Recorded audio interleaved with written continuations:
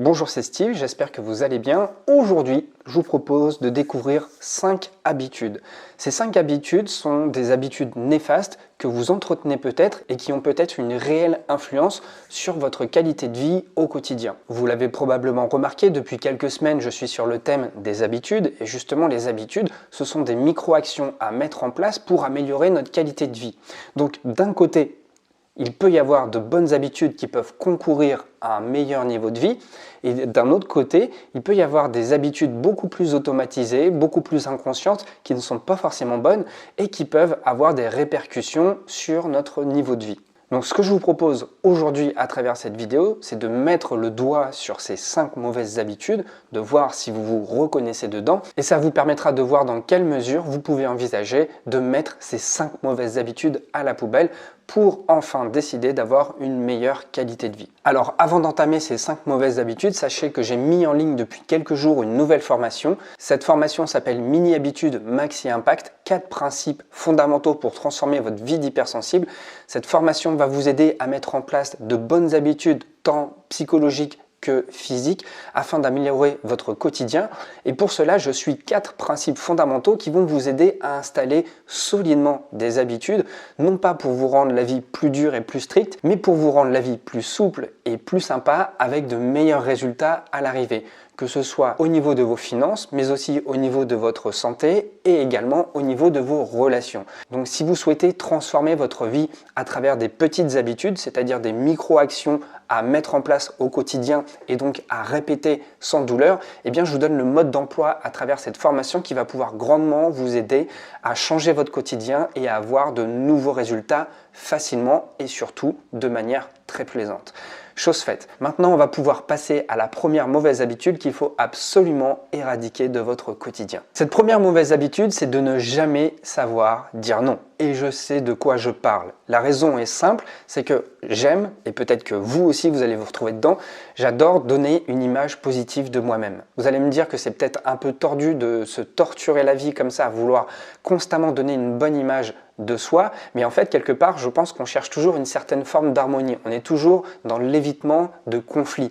Par conséquent, on essaie toujours d'être consensuel, on essaie toujours de donner le meilleur de nous-mêmes et on essaie toujours aussi d'améliorer la situation. Cette manière de vouloir toujours donner une image positive de nous-mêmes, c'est en quelque sorte une manière de vouloir contrôler son quotidien, de contrôler son image en permanence et d'éviter le plus possible de laisser les autres avoir une appréciation sur nous, bonne ou mauvaise. Bien évidemment, on préfère toujours les bonnes et on fait tout pour avoir une bonne appréciation, un petit peu comme sur les commentaires TripAdvisor, mais en fait la vie c'est pas ça, la vie est toujours faite de nuances, on ne peut pas plaire à tout le monde et se donner le droit d'exister, c'est aussi accepter le fait qu'on va aller à l'encontre d'autres avis. C'est comme ça. Vous savez, on peut parfaitement être généreux dans son quotidien et être totalement souverain de soi-même. Ça n'empêche rien. On peut toujours avoir un contrôle sur ses idées, on peut toujours avoir un contrôle sur sa manière d'être à l'extérieur et on peut malgré tout rester généreux. L'idée ici, c'est de ne pas vendre sa personnalité au profit de l'approbation des autres. Sinon, on distille totalement notre essence dans les relations sociales, dans les relations affectives, dans les relations professionnelles et on se rend compte au bout d'un moment qu'on n'existe plus pour qui on est. On existe plus pour faire plaisir aux autres, mais encore une fois, lorsqu'on revient chez soi et qu'on a un petit peu ce pincement au cœur ou cette sensation de vide, c'est que finalement, on ne s'est pas donné le droit d'exister. On ne s'est pas donné le droit d'exister, on ne s'est pas donné le droit d'afficher nos opinions, on ne s'est pas donné le droit de dire ce que l'on pense vraiment, tout simplement parce qu'on veut absolument avoir une bonne image positive en société. Donc je vous invite vraiment à prendre conscience de cette mauvaise habitude et de vous donner le droit d'afficher vos avis, d'afficher vos opinions et d'afficher surtout vos envies parce que c'est ça le plus important et c'est ça qui va faire en sorte que vous allez vous-même vous accorder le droit de vous respecter. Deuxième mauvaise habitude que vous rencontrez probablement en cette saison hivernale, c'est de passer trop de temps à l'intérieur. Oui, vous avez bien entendu, passer trop de temps chez soi. Et pourtant, on est dans une période où je favorise toujours l'introspection. On est plutôt dans une période où on est en phase d'hibernation, où on se retrouve à l'intérieur de soi. Mais ça ne doit pas nous empêcher non plus de sortir dehors, d'aller aussi vers les autres et d'aller au contact de la lumière. Vous savez, en hiver, s'il y a autant de dépression, c'est que on manque énormément de lumière, on manque de vitamines que nous procure cette lumière. Donc n'hésitez pas à sortir, à penser à vous aérer, même si c'est pas aussi fluide qu'au printemps ou qu'en été, on aime bien passer plus de temps dehors. Il est quand même évident qu'il faille passer du temps dehors, ne serait-ce que pour votre santé mentale, mais aussi pour votre santé physique, pour vos immunités. Vous avez besoin de sortir. Donc la phrase que j'ai envie de vous dire, c'est l'exact contraire de ce qu'on a pu dire pendant le premier confinement. Maintenant, c'est sortez de chez vous, allez vous aérer les poumons, allez vous aérer l'esprit, parce qu'on n'est pas fait pour rester sans cesse entre quatre murs devant des écrans, vous l'aurez bien compris. Troisième mauvaise habitude, c'est de ruminer en permanence des pensées négatives. Je sais pas vous, mais moi je sais que ça me concerne et je le dis en parfaite transparence, j'ai une tendance à râler pour tout et n'importe quoi. Là, quand je suis de mauvais poil, ça prend vraiment des proportions incroyables. Et heureusement que mon entourage est là pour me le rappeler, mais sinon je me laisserais aller très facilement. Oui, je suis facilement énervé par tout ce qui se passe autour de moi et qui ne me convient pas, et ça m'amène à râler. Et lorsque je râle pas, je fais tourner les idées comme ça dans ma tête, et j'avoue, ça me fait absolument pas du bien. Et on trouvera toujours des excuses pour aller, hein. Ça peut être les collègues, ça peut être les transports, ça peut être la météo, ça peut être la politique, ça peut être le réchauffement climatique. En fait, ruminer, c'est comme une spirale négative. Plus vous entretenez des pensées négatives, plus vous les tournez dans votre tête, et plus vous allez être aspiré par ce flot de pensées négatives. En fait, le réflexe à avoir, c'est de commencer à détecter lorsque vous avez une pensée négative qui se déclenche, et dites-vous qu'une pensée négative enclenchée ne peut aboutir que sur d'autres pensées négatives. Et après, c'est un cercle vicieux. Donc l'idée ici, c'est lorsque vous avez une première idée négative qui se déclenche, c'est d'en prendre conscience, de pouvoir s'en détacher, de sourire ou de rire de l'absurdité de cette pensée négative et d'essayer le plus rapidement possible de respirer, de sourire et de passer à autre chose, en tout cas de passer à de nouvelles pensées qui sont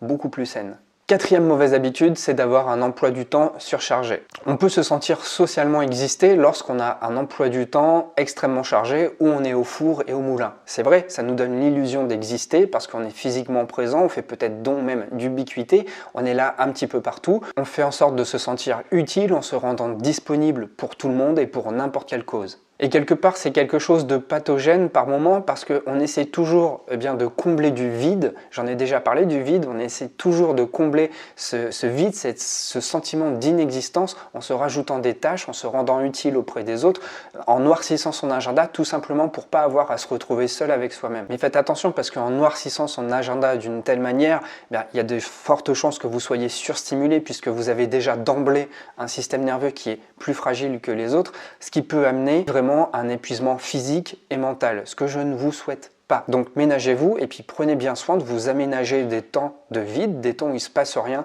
dans votre agenda, parce que oui aussi le repos, la détente, ça fait également partie de son emploi du temps.